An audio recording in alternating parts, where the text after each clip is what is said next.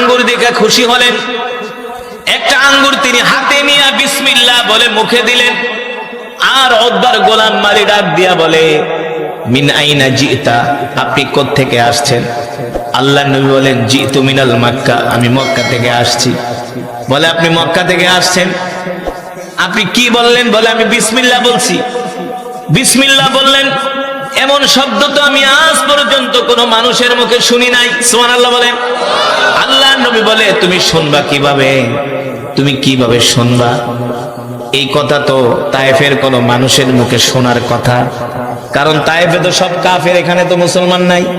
মুসলমান থাকলে না বিসমিল্লাহ বলবে? আল্লাহর নবী ডাক দিয়া বলে, তোমার বাড়ি কোথায়? বলে, আমার বাড়ি হলো নিনাওয়া শহরে।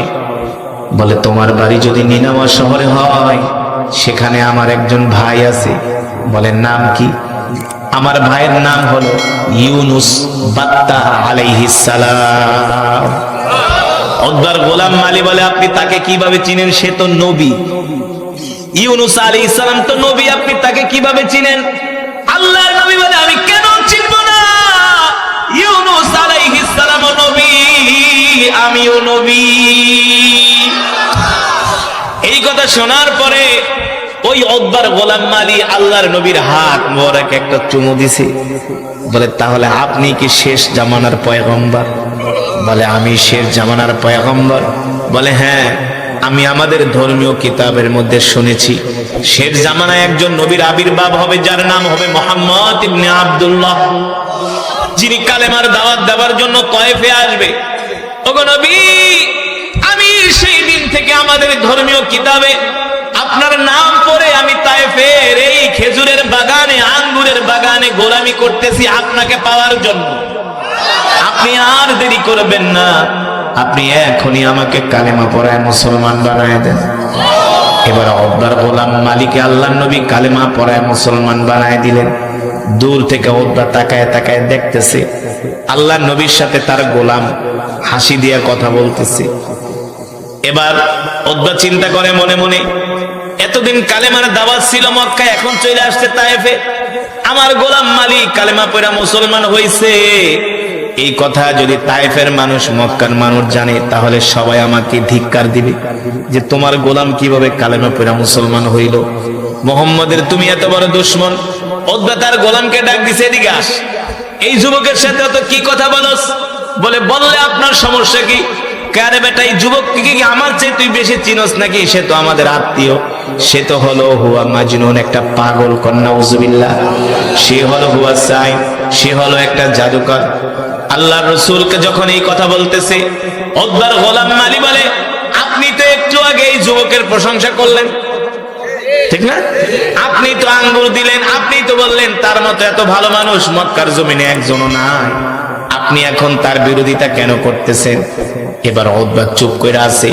উতবার গোলাম মালি বলে, শোনেন, আপনি আমার মনিব হইতে পারেন, আমি আপনার কাছে সত্য কথাটা প্রচার কইরা দিই। আপনি যাকে পাগল বলতেছেন, জাদুকর বলতেছেন, আসলে সে পাগল না, জাদুকর না, সে হলো আল্লাহর নবী। সে হলো আল্লাহর নবী।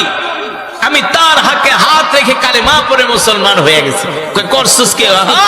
সে সত্য নবী, সে আখেরি পয়গম্বর, যার পরে আর কোন নবী আসবে না, যিনি হলেন রাহমাতুল লিল আলামিন। ঠিক কিনা বলেন? আল্লাহ তাআলা কোরআনুল কারীমের মধ্যে সে কথাই বলছেন, ওয়ামা আরসালনাকা ইল্লা রাহমাতাল লিল আলামিন। আল্লাহু আকবার। আল্লাহর নবী আবার তায়েফ থেকে মক্কায় আসলেন। তায়েফ থেকে মক্কায় এসে আল্লাহর নবী আবার কোরআনের দাওয়াত দেওয়া শুরু করলেন। মক্কার কাফেরেরা দিন দিন আল্লাহর নবীর উপরে অত্যাচারের মাত্রা বাড়ায় দিল। এমন অত্যাচার, এমন নির্যাতন, এমন জুলুম রে যুবক। আল্লাহর নবী নামাজে যায়, যখন সেজদায় যায়, আবু জেহেল উটের নাড়ি বরিয়ে এনে আল্লাহর নবীর শরীর মোবারকের উপরে চাপায় দেয়। আল্লাহর নবী রাস্তা দিয়ে হাঁটে, পথের মধ্যে কাটা বিছায় দেয়। আল্লাহর নবীকে পাগল বলে গালি দেয়, মিথ্যাবাদী বলে গালি দেয়। এত অত্যাচার, এত নির্যাতন, এত জুলুম আল্লাহ নবীর উপরে তারা বাড়ায় দিল। আল্লাহ তাআলা ডাক দিয়ে বলল, হাবিব, আপনি আর মক্কায় থাকবেন না, আপনি এবার মক্কা থেকে হিজরত করে মদিনায় যাবেন, রেডি থাকবেন। আল্লাহ নবী সাইয়েদনা আবু বকরকে বললেন, আবু বকর রেডি থাকবেন, আমরা যে কোনো সময় মক্কা থেকে হিজরত করে মদিনায় চলে যাব। সাইয়েদনা আবু বকর রেডি রইলেন। আল্লাহ নবী যায় তাকে গভীর রজনীতে ডাক দিলেন। এবার মক্কা থেকে হিজরত করে মদিনার দিকে রওনা শুরু করলেন। সাথে ছিলেন সাইয়েদনা আবু বকর রাদিয়াল্লাহু তাআলা আনহু। তিনি বলেন, আমরা সফর করতে করতে অনেক দিন হয়ে গেছে, আল্লাহ নবী ক্লান্ত হয়ে গেছেন। এক পর্যায়ে আমি দেখি আল্লাহর নবীর হাত মোবারক ধরে আমি হাঁটতেছি, রাস্তার মধ্যে যত পাথরগুলো সব আল্লাহর নবীকে দেখে সালাম দিতেছি। পাথরগুলো আল্লাহর নবীকে সালাম দেয়, গাছগুলো আল্লাহর নবীকে সালাম দেয়। আল্লাহ নবী ডাক দিয়া বলে, এ পাথর সালাম দাও। কারণ কি? বলে, কেন সালাম দিব না? আপনি কি মনে করছেন আপনাকে আমরা চিনি নাই? আপনি শুধু মানুষের নবী না, আপনি আমাদের নবী। জোরে বলেন সুবহানাল্লাহ। গাছগুলো আল্লাহর নবীকে সালাম দেয়। সাতিশ শাজারু নাতাকাল হাজারু শাক্কাল কমারু বিইশারাতিহি। আল্লাহর নবীকে গাছ সালাম দেয়, পাথরগুলো সালাম দেয়। শুধু এখানেই শেষ না, আল্লাহর নবী যখন পাথরের উপরে পাড়া দেয়, শক্ত পাথর তুলার মতো নরম হয়ে পাথর ডেবে যায়। সাইয়েদনা আবু বকর বলে, আল্লাহর নবী সফর করতে করতে ক্লান্ত হয়ে গেছেন। আমি বললাম, নবীজি একটু আমাকে খেদমত করার সুযোগ দেন। আমি আল্লাহর নবীকে আমার কোলে তুলে নিলাম। এবার আমি পাথরের উপর দিয়ে হাঁটতেছি, দেখি পাথরগুলো তুলার মতো নরম হয়ে যায়। আর পাথরগুলো ডাক দিয়া বলে, আবু বকর, এই যে আপনার পায়ের নিচে আমরা পাথরগুলো নরম হয়ে যাচ্ছি, এটা আপনার বরকতে না, আল্লাহর নবীর বরকতে। আল্লাহর নবীর বরকতে। সাইয়েদনা আবু বকর বলেন, এবার আমি আল্লাহর নবীকে আমার কোল থেকে নামাই দিলাম। এখন আমি পাথরের উপর পাড়া দেই, পাথর তো আর আগের মতো নরম হয় না। পাথর কেন আগের মতো নরম হবে? সাইয়েদনা আবু বকর তো আর নবী না, ঠিক কিনা বলেন? তিনি তো নবী। এই কারণে পাথরগুলো আকাশের মেঘমালা আল্লাহর নবীকে ছায়া দেয়। সুবহানাল্লাহ বলেন। শুধু এখানেই শেষ না রে যুবক, এমন নবীর উম্মত বানায় আল্লাহ আমাদেরকে দুনিয়াতে পাঠাইছে। এর নিয়ামত, আল্লাহ আমাদেরকে এত নিয়ামত দিয়েছেন, কিয়ামত পর্যন্ত সিজদায় পড়ে থাকলে সেই নিয়ামতের শুকর আদায় হবে না, ঠিক কিনা বলে? হাঁটতে হাঁটতে চলতে চলতে প্রচন্ড রৌদ্রের তাপ বেড়ে গেল। আল্লাহর নবীর ক্ষুধা লেগেছে, পানির পিপাসা লেগেছে। সাইয়েদনা আবু বকরকে ডাক দিয়া বলেন, আনা জাইউন জিদ্দান, আনা আতশানুন জিদ্দান। আবু বকর, কোনো খাবার দাবার আছে কিনা? খুব ক্ষুধা লেগেছে, আর পারতেছি না এই গরমের ভিতরে হাঁটতে।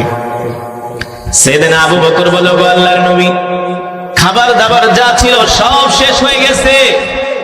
আবু বকর, কোনো পানি ঠানি আছে কিনা? বলে, পানিও নাই, খাবারও নাই। সাইয়েদনা আবু বকর বলে, হায় রে, আল্লাহর নবী আমার কাছে খাবার চেয়েছে, আমি নবীজিকে খাবার দিতে পারবো না, এর চাইতে আমার কাছে আর কষ্টের কিছু হতে পারে না। সাইয়েদনা আবু বকর বলে, আহ, এই মরুভূমির মধ্যে কে আমাদেরকে একটু পানি দিয়ে সাহায্য করবে? কে আমাদেরকে একটু খাবার দিবে? আমি টেনশনে পড়ে গেলাম। আল্লাহর নবী ডাক দিয়ে বলে, আবু বকর, দেখেন এই মরুভূমির মধ্যে কোনো ঘর বাড়ি দেখা যায় কিনা? কি দেখা যায় কিনা? এই মরুভূমির মধ্যে কোনো ঘর বাড়ি দেখা যায় কিনা? সাইয়েদনা আবু বকর বলেন, শত শত কিলোমিটার মরুভূমি, এখানে ঘর বাড়ি আসবে কোত্থেকে? এখানে ঘর বাড়ি আসবে কোত্থেকে? সাইয়েদনা আবু বকর টেনশনে পড়ে গেলেন। আল্লাহ নবীর জবান মোবারক দিয়া যেহেতু ঘর বাড়ির কথা বের হয়েছে, নিশ্চয়ই এর মধ্যে কোনো কি আছে, নিশ্চয়ই এর মধ্যে কোনো কারণ আছে। সাইয়েদনা আবু বকর বলে, আমি 10 কদম দিতে পারি না, সামনে তাকায় দেখি একটা ঘর দেখা যায়। আমি এত খুশি হয়ে গেলাম। আল্লাহ নবীকে বললাম, ওগো নবীজি, ওই যে তাকায় দেখেন একটা ঘর দেখা যায়, একটা বাড়ির মতো দেখা যায়। আল্লাহ নবী বলে, আবু বকর, চলে ওই বাড়িতে যে আমরা বিশ্রাম করব, ওই বাড়িতে যে আমরা মেহমানদারি গ্রহণ করব। সাইয়েদনা আবু বকর বলে, আমি আল্লাহর নবীর হাত মুবারক ধরে আমি ওই বাড়ির দিকে যেতে শুরু করলাম। যেতে যেতে বাড়ির সামনে গেলাম, দেখি মরুভূমির মধ্যে একটা ভাঙ্গা একটা কুঠুরি, ভাঙ্গা একটা ঘর, ভিতর থেকে দরজা লাগানো। আল্লাহ নবী ডাক দিয়ে বলে, আবু বকর যান, ঘরের দরজায় নক করেন। সাইয়েদনা আবু বকর বলেন, ইফতাহিল বাব, ইফতাহিল বাব, এ কে আছো, ঘরের দরজা খোলো। ভিতর থেকে আওয়াজ আসে না। 3-4 বার বলার পরে ভিতর থেকে একটা মহিলা কণ্ঠে আওয়াজ আসতেছে, কে গো তোমরা, কোত্থেকে আসছো, কি তোমাদের পরিচয়, কোথায় তোমাদের বাড়ি, কোথায় তোমাদের ঘর? সাইয়েদনা আবু বকর বলে, আমরা মক্কা থেকে আসছি, 2 জন মুসাফির মদিনায় যাব, তোমার বাড়িতে আমরা কিছুক্ষণের জন্য মেহমান হব। যিনি ঘরের ভিতরে ছিলেন ওই মহিলা বলে, শোনো, হয়তোবা তোমরা আমার পরিচয় জানো না, আমার নাম হলো উম্মে মাবাদ, আমার স্বামীর নাম হলো আবু মাবাদ। আমার বাড়িতে এখন কোনো পুরুষ মানুষ নাই যে তোমাদেরকে আপ্যায়ন করবে, মেহমানদারি করবে, আমি একা ঘরের মধ্যে একজন মহিলা মানুষ। সাইয়েদনা আবু বকর বলে, শোনেন, যদি তুমি ঘরে একা থাকো তাহলে তোমার কাছে কোনো খাবার দাবার থাকলে আমাদেরকে একটু মেহমানদারি করো। বলে, আনা ফাকিরুন জিদ্দান, আমরা একেবারে একেবারে নিঃস্ব গরিব, আমাদের ঘর বাড়ি দেখে কি বোঝো না? বলে, কোনো খাবার দাবার নাই? কয় না। আরে কি বলো? বলে, খাবার দাবার না থাকলে অন্তত একটু পানি দিয়ে আমাদেরকে মেহমানদারি করো, আমাদের কলিজা, আমাদের পিপাসা নিবারণ করি। ঘর থেকে আওয়াজ আসে, শোনো, আমার স্বামী বকরি চড়ানোর জন্য মাঠে গেছে, আসার সময় কূপ থেকে পানি নিয়ে আসবে। আমাদের ঘরে কোনো পানিও নাই, ঘরে খাবারও নাই, পানিও নাই।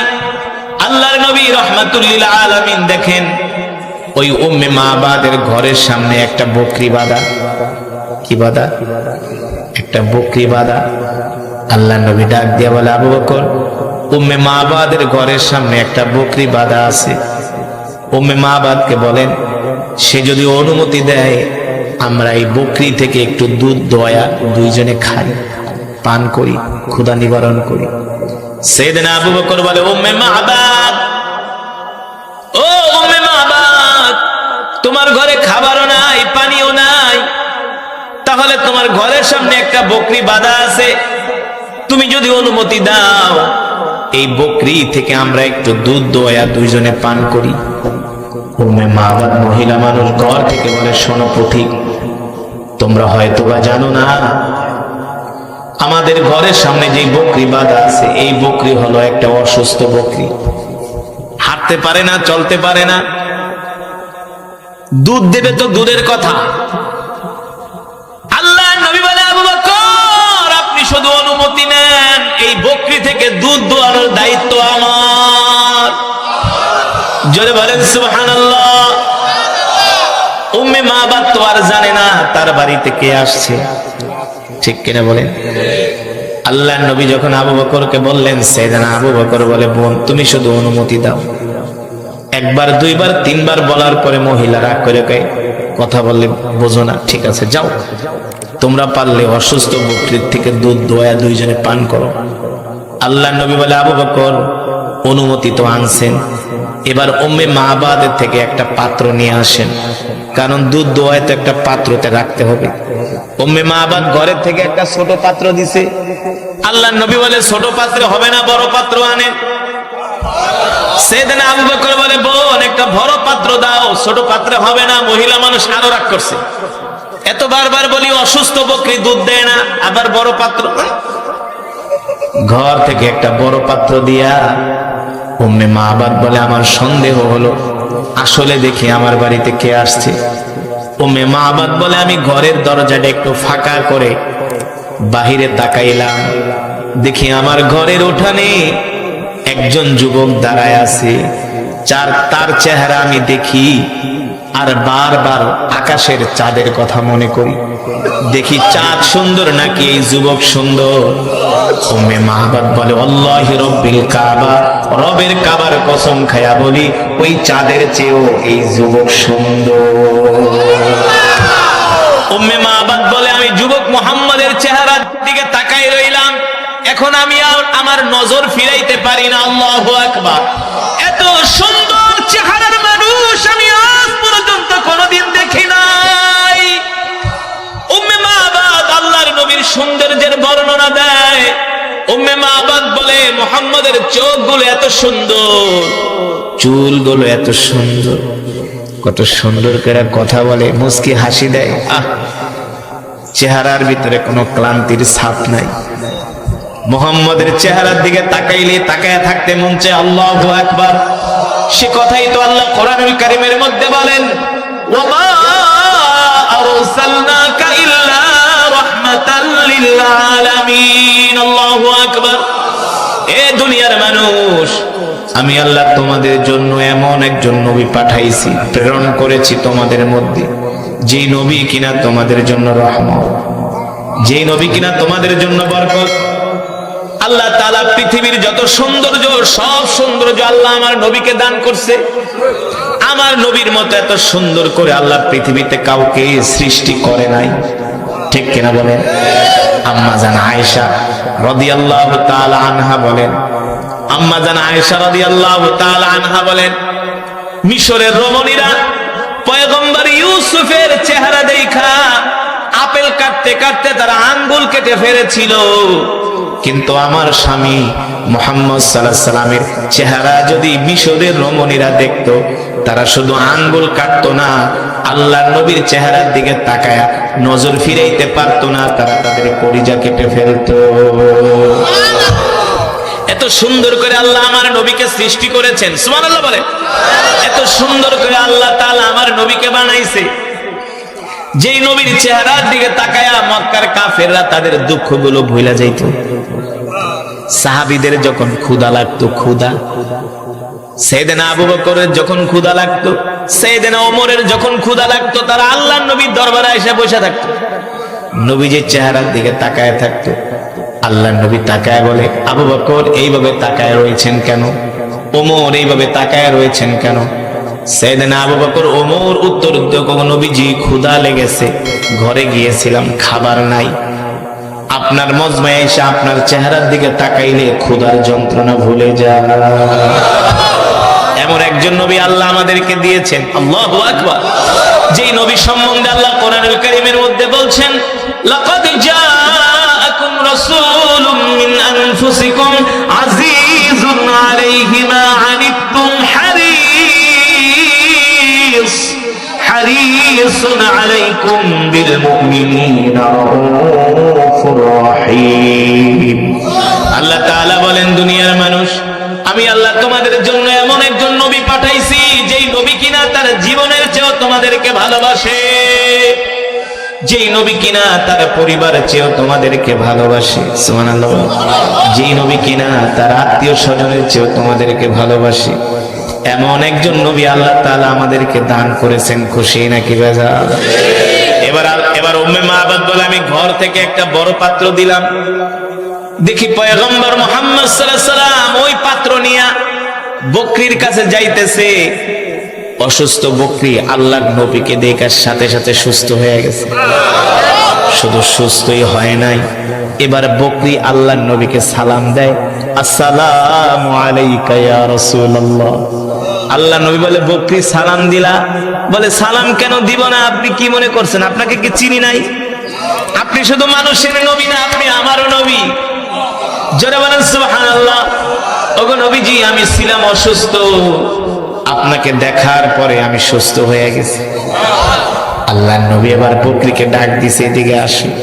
বকরি দৌড়ায় আইসা আল্লাহর নবীর কোল মোবারকে উঠছে।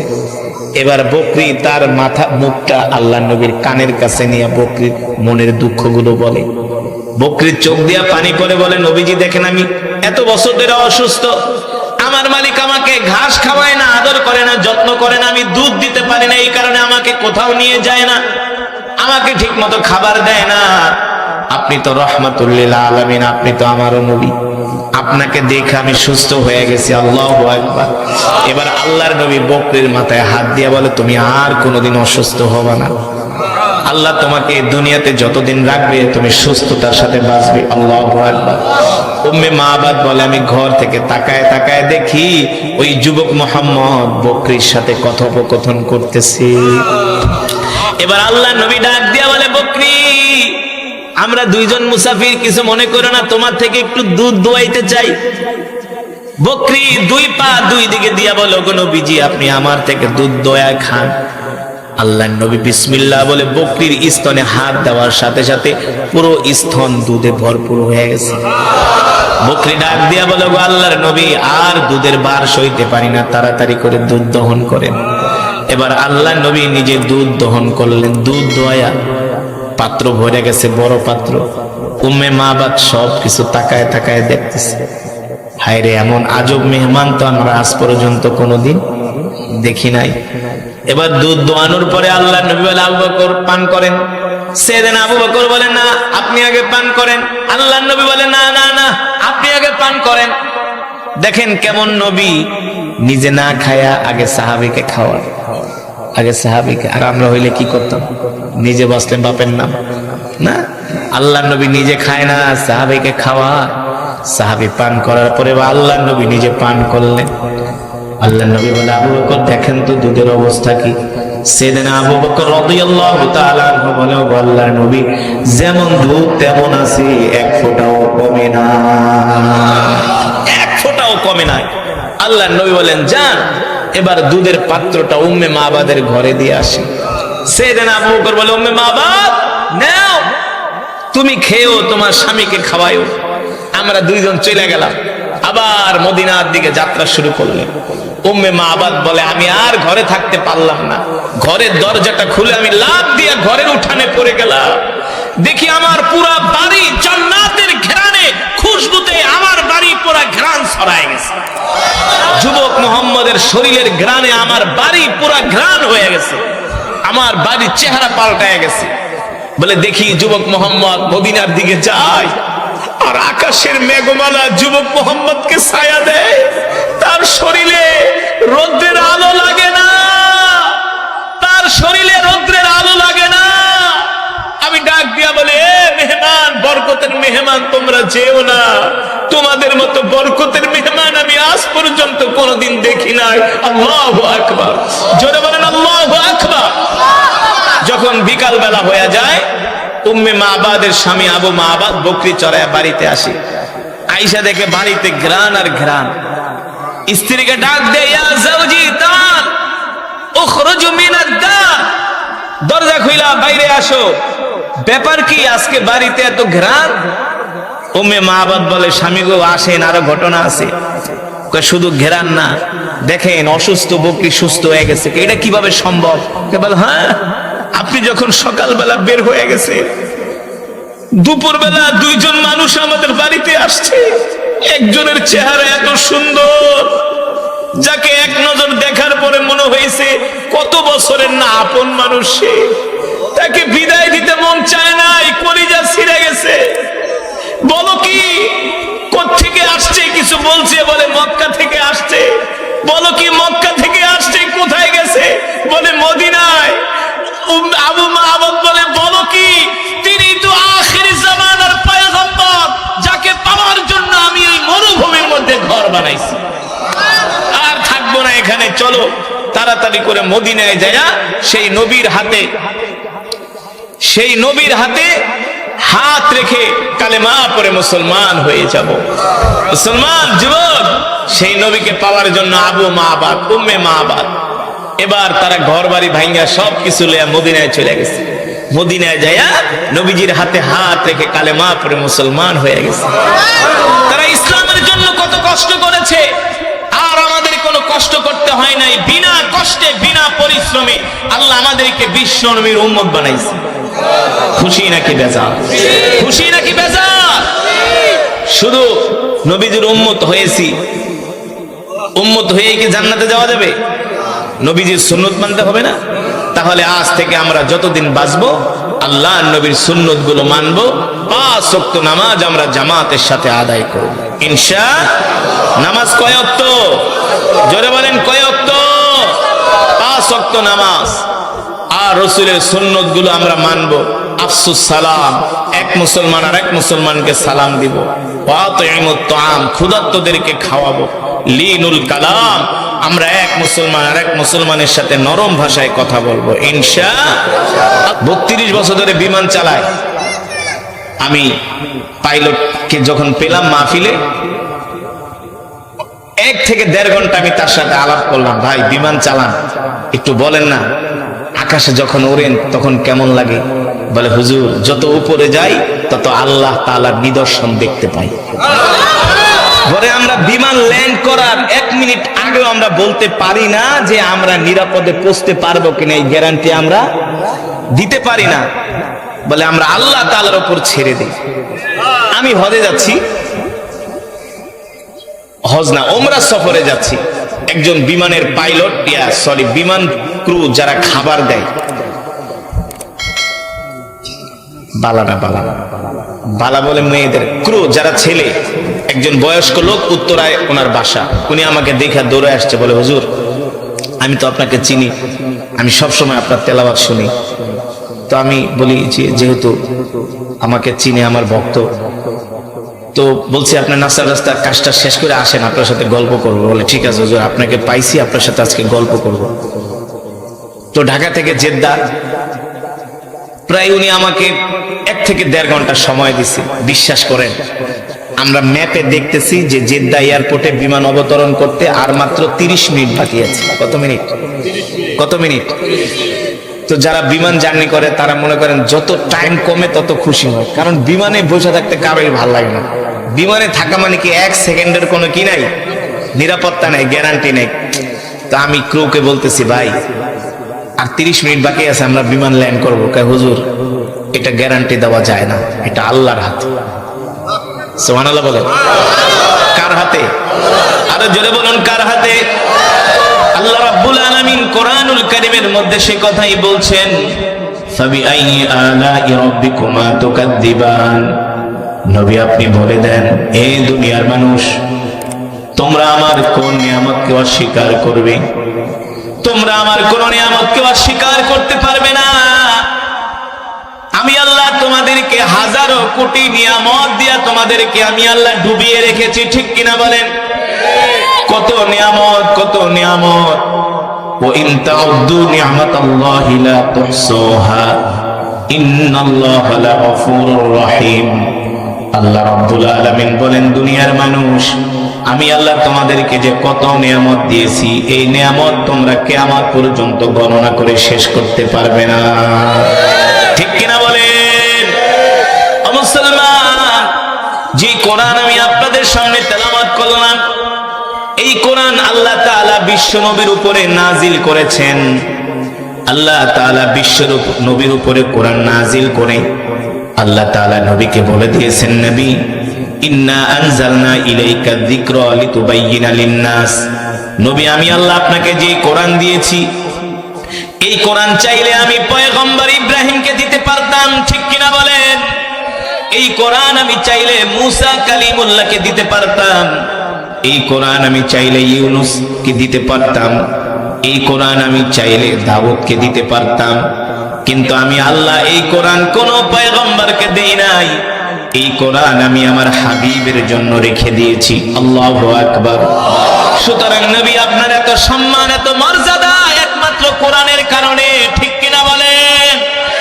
আল্লাহর নবীর এত মর্যাদা, এত সম্মান সব পয়গম্বরের চেয়ে আল্লাহ রসুলের মর্যাদা বেশি, ইজ্জত বেশি, সম্মান বেশি। কিসের কারণে? আরো জোরে বলেন।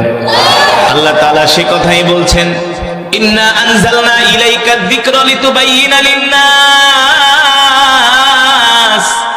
নবী আমি আল্লাহ আপনাকে যে কোরআন দিয়েছি, এই কোরআন নিয়ে আপনি ঘরে বসে থাকবেন না, এই কোরআন দিয়ে আপনি মক্কার কাফেরদেরকে দাওয়াত দেন। সুবহানাল্লাহ বলেন। এই কোরআন দিয়ে আপনি মক্কার কাফেরদেরকে দাওয়াত দেন। আল্লাহর নবী এই কোরআনের দাওয়াত দেওয়ার জন্য আবু জেহেলের কাছে যান, আবু লাহাবের কাছে যান, উতবার কাছে যান, ওলীদ ইবনে মুগীরার কাছে যান। বারবার আল্লাহর নবী কোরআনের দাওয়াত নিয়ে যান। মক্কার কাফেররা কোরআনের দাওয়াতকে অস্বীকার করে। আল্লাহর নবীকে মিথ্যাবাদী বলে গালি দেয়, আল্লাহর নবীকে জাদুকর বলে গালি দেয়। বলেন নাউজুবিল্লাহ। আল্লাহ তাআলা ডাক দিয়া বলে, হাবিব আপনি মন খারাপ করবেন না, আপনি কাফেরদের কথায় কর্ণ পাবেন না, আপনি কোরআনের দাওয়াত চালায় যান। আলা লাহুল খালকু ওয়াল আমরু তাবারাকাল্লাহু রাব্বুল আলামিন। নবী গো, আপনি যে কোরআনের কথা বলেন, মক্কার কাফেরেরা এই কোরআনের বিরোধিতা করে, কোরআনের বিরুদ্ধে বিরুদ্ধাচরণ করে।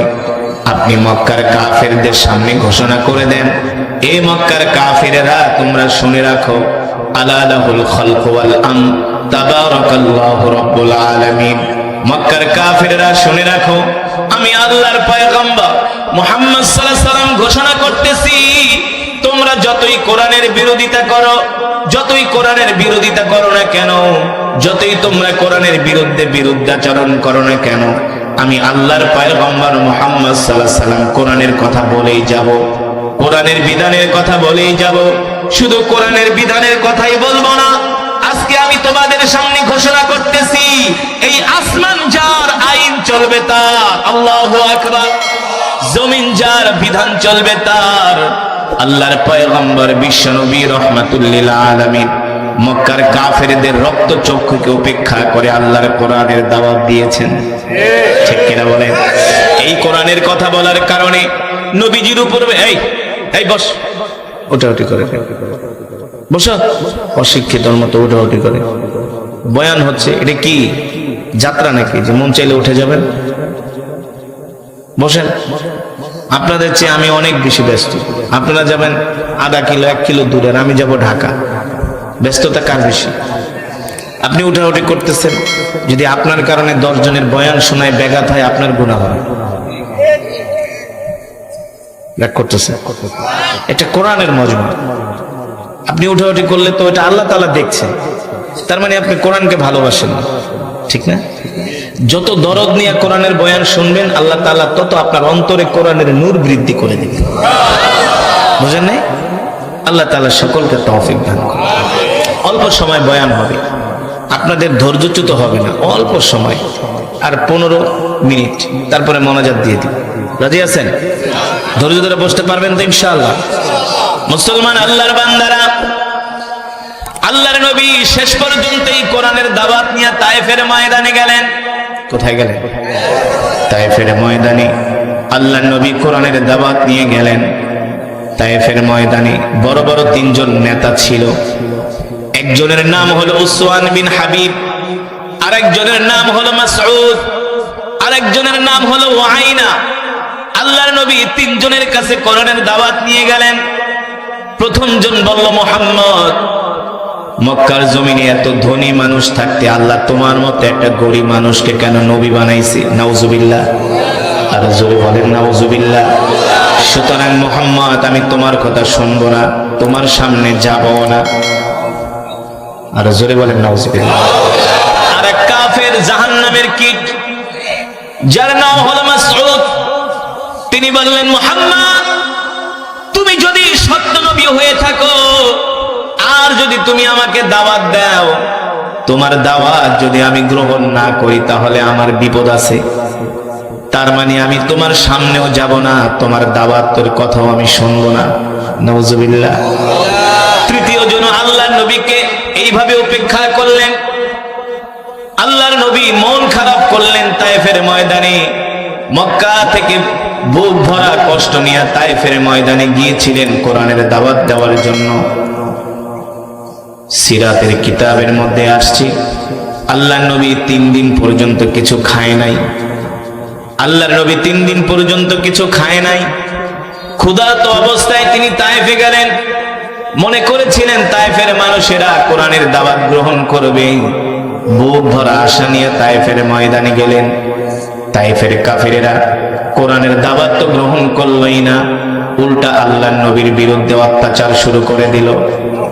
1 মাইল 2 মাইল 3 মাইল না, 5 কিলোমিটার রাস্তা মক্কার কাফেরা, তায়েফের কাফেরেরা আল্লাহর নবীকে দৌড়িয়েছে, আর আল্লাহর নবীর শরীর মোবারকে পাথর মেরেছে। নাউজুবিল্লাহ। পাথর মারতে মারতে আল্লাহর নবীর শরীর মোবারককে রক্তাক্ত করে ফেলেছে।